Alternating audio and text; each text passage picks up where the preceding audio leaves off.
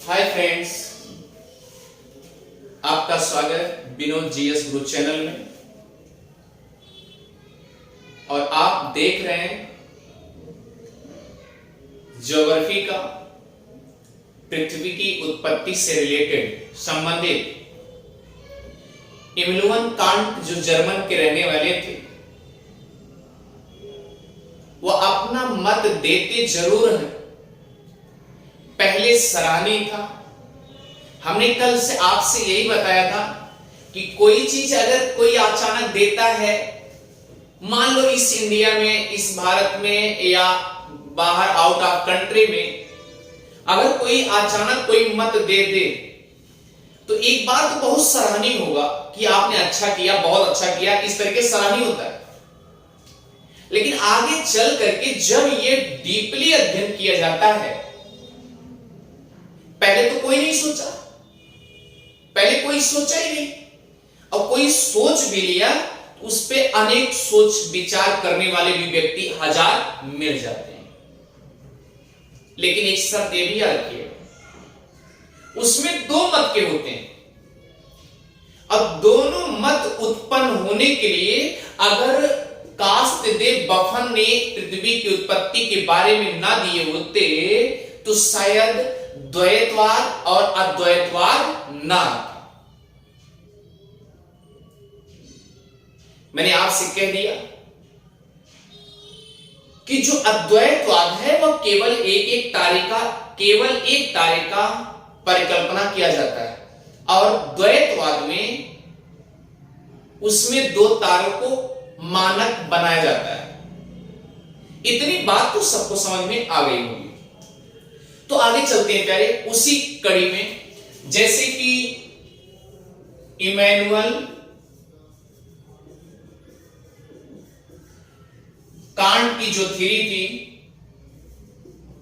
वायव रास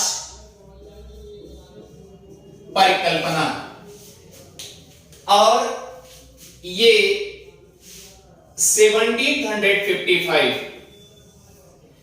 और याद रखना प्यारे, ये जो वायव्रास परिकल्पना दिए थे, ये केवल न्यूटन के गुरुत्वाकर्षण बल से संबंधित था।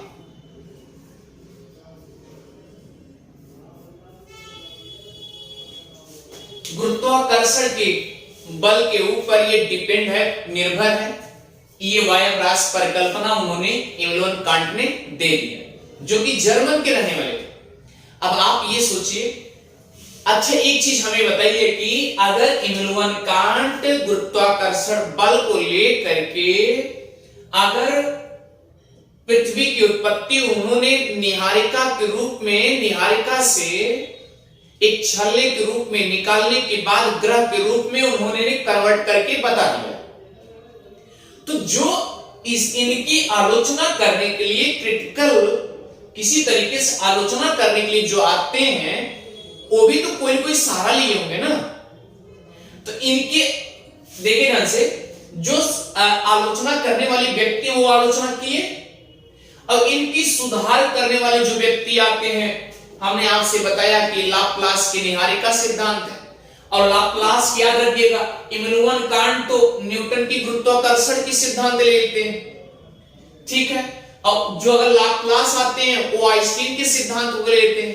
तो इस तरीके से किसी न किसी को मानक बना करके ही एक कमिटमेंट और उसके बारे में प्रोग्रेस किया जाता है। तो प्यारे आइए चलते हैं, इनकी आलोचना क्या हुई थी। कल सोच रहे थे पूरा खत्म कर दे, लेकिन अचानक वीडियो डिस्कनेक्ट हो गया, इसलिए नहीं खत्म हो पाया। तो आलोचना में क्या हुआ, जैसे इमनुअल कांट पहले क्या बताए थे कि एक पदार्थ है, एक मैटर है, और वह मैटर यानी जो पदार्थ है वह बिखरा हुआ है, और बिखरने के बाद वह एकदम शीतल पड़ा हुआ है, ठोस है, और क्या नाम है, गतिहीन है। उन्होंने इस तरीके से बात कर दी। अब जब इस तरीके से बात कर देते हैं तो फिर उनका मानक हो जाता है कि अचानक गुरुत्वाकर्षण के कारण जो है ये पदार्थ आपस में टकराने लगे, उसमें गुरुत्वाकर्षण आ गया, गुरुत्वाकर्षण बल मिल गया। और जब गुरुत्वाकर्षण बल मिल गया तो ये न्यूटन के एकदम डिपेंड हो गए कि नहीं डिपेंड हो गए। तो जब इस तरीके से टकराने लगे तो उन्होंने कहा कि जो ठंडा था और जो गतिहीन था पहले, वो अब क्या हो गया, गति होने लगी। तो आलोचना करने वाले बोले कि जब कोई पत्थर या कोई पदार्थ अचानक टकराएगा तो गति नहीं हो सकती। ये कमेंट वाले बोल दिए, आलोचना करने वाले बोल दिए। इनका मूल्यांकन करने के लिए कई लोग ठाड़ हो गए। तो कोई पदार्थ अचानक इस तरीके टकराएगा, क्या वो गति पकड़ लेगी क्या? और क्या कहें, अब इमैनुअल कांट ने यह भी बताया है कि जैसे मान लीजिए जो धीरे धीरे कोई पदार्थ कलेक्टिव होने के बाद, टकराने के बाद जब वो आगे बढ़ता है तो एक गैसीय रूप में परिवर्तन हो जाता है, परिवर्तित हो जाता है, उसका जन्म होने लगता है। तो उसको नाम उन्होंने दे दिया नीहारिका। और उन्होंने कहा नीहारिका जैसे जैसे आगे बढ़ती गई, वह तप की वजह से, गर्म की वजह से वो बढ़ती गई, उसका आकार बढ़ता गया। अभी बताइए, अगर कोई चीज गति बढ़ेगी, गति बढ़ती है तो क्या होता है, आकार घटता है। अगर गति बढ़ती है तो आकार घटता है। यानी किसी पदार्थ का, ध्यान दीजिए, किसी पदार्थ का अगर गति बढ़ रही है तो आकार घटता है, और आकार अगर बढ़ता है तो क्या होगी, गति घटती है। यह भी विज्ञान के ऊपर डिपेंड है, यह भी विज्ञान के ऊपर डिपेंड है। और अगर आप देखना चाहेंगे तो ये कोड़ी आवेग सिद्धांत है। कौन सा सिद्धांत है, कोड़ी आवेग सिद्धांत। अब ये तो कोड़ी आवेग सिद्धांत है, लेकिन इमैनुअल कांट का जो दूसरा आलोचना होता है, इमैनुअल कांट का, इमैनुअल कांट का जो दूसरा आलोचना होता है, मूल्यांकन किया जाता है, यह भी बताया जाता है कि अगर कोई चीज गति बढ़ती है तो आकार घटता है, और आकार बढ़ता है तो गति घटती है। जबकि इसके विपरीत क्या है, नीहारिका में उन्होंने बताया कि ये जो गोला है, नीहारिका जो है, ये खूब तीव्र गति से गति करने लग रही है, यानी तीव्र गति से चल रही है। और जो कोई चीज तीव्र गति से चलेगी तो उसका आकार भी इमैनुअल कांट बढ़ा देंगे। तो यह भी बताया गया कि इसके विपरीत है, अर्थात इसके विपरीत है। आप सोचिए कितने कमेंट आने लगे। फिर आप तीसरा कमेंट क्या था, तीसरा कमेंट यह था कि मान लीजिए कोई पदार्थ अगर अचानक टकराए, अगर वो टकराए तो इतना जल्दी गर्म कैसे हो गया? अगर मान लीजिए इतना गर्म भी हुआ तो इतनी तेज फास्ट तरीके से, तीव्र गति से या का गति पकड़ लेगी क्या? नहीं। तो ये भी इन्होंने कमेंट कर दिया गया कि बताया गया कि जो न्यूटन की गुरुत्वाकर्षण है और ये कोड़ी आवेग का सिद्धांत है, ये न्यूटन का जो ये वायव राशि सिद्धांत है, यह इसके विपरीत है। क्लियर हो गया? इसका मतलब यह है कि ये विज्ञान के नियमों के विपरीत है, सीधा फंडा यही है। इन्होंने पहले मानक तो मान लिया, गुरुत्वाकर्षण का नियम यानी विज्ञान के नियमों को तो मानना शुरू कर दिया, लेकिन बाद में क्या हुआ, जो भी नियम माने उसके विपरीत ही चल दिए। बार बार एक बार माने कि कोई पदार्थ गिरा है, दैवी शक्ति के कारण, और दैवी शक्ति के कारण गिरा है तो अलग अलग तरीके से है।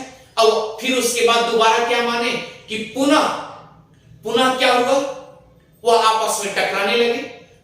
अब इस तरीके से मानक मानने लगे, तो इसका वो भी जो आपस में टकराने लगे तो तुरंत वहीं पर एक पॉइंट आ जाता है, किस आधार पे दोनों पदार्थ आपस में टकराने लगे। तो उन्होंने बताया गुरुत्वाकर्षण के कारण।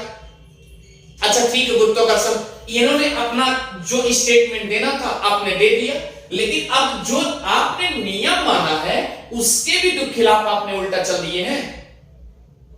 अगर आपने गुरुत्वाकर्षण बल का सिद्धांत लिया है तो यह भी तो यह सिद्धांत समझना चाहिए था कि कोई चीज अगर बढ़ेगा, गति बढ़ेगी तो आकार घटेगा, और आकार बढ़ता है तो गति घटती है। इस तरीके से तो ये भी तो विपरीत है इनका नियम।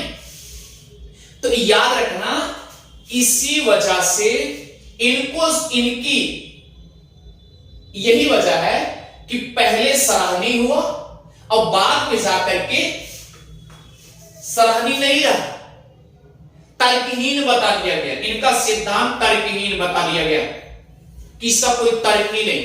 और यह भी बता दिया गया कि विज्ञान के नियमों पर या विज्ञान के नियमों से विपरीत है, यह भी बता दिया गया, उल्टा। तो इनका सुधार करने के लिए प्यारे आते हैं लाप्लास की निहारिका सिद्धांत, जो कि फ्रांस के रहने वाले हैं। और याद रखना, ये फ्रांस के रहने वाले हैं और 1796 में इन्होंने निहारिका का सिद्धांत दे दिया। अब निहारिका का नामकरण याद रखिएगा, ये इमैनुअल कांट ने मान लिया था। इसका मतलब अगर ये निहारिका के सिद्धांत की कल्पना करते हैं तो इसका मतलब यह है कि इमैनुअल कांट की कुछ विचारधारा से इनकी विचारधारा मिलती। इतनी बात समझ में आ गई।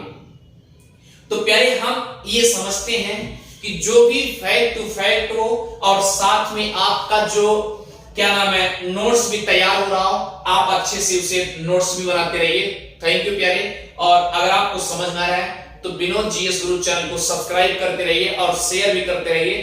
Thank you.